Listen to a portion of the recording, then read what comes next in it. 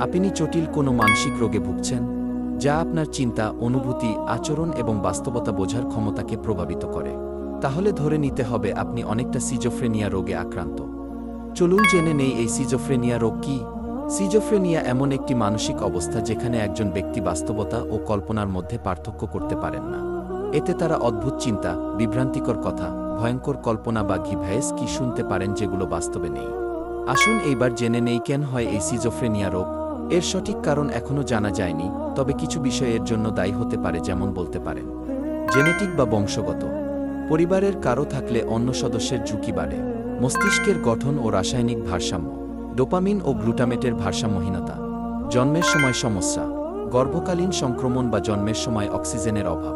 মানসিক চাপ বা ট্রমা, অতিরিক্ত মানসিক চাপ বা ট্রমাটিক ঘটনা। মাদক সেবন, কিশোর বয়সে গাঁজা বা অন্য সাইকো অ্যাক্টিভ ড্রাগ গ্রহণ।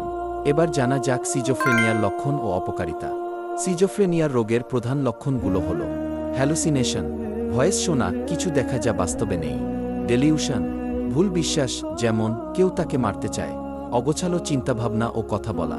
আচরণগত সমস্যা, অনুৎসাহ, উদাসীনতা, একাকিত্ব প্রবণতা।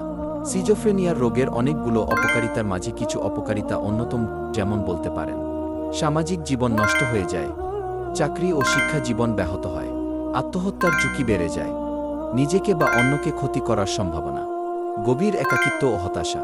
সিজোফ্রেনিয়ার রোগের চিকিৎসা করতে কিছু বিষয়ের উপর নজর রাখতে হবে। ওষুধ, অ্যান্টিসাইকোটিক ড্রাগ, সাইকোথেরাপি, সিবিটি বা অন্যান্য মনোরোগ চিকিৎসা এবং পরিবারের সহায়তা ও রিহ্যাব সেবা।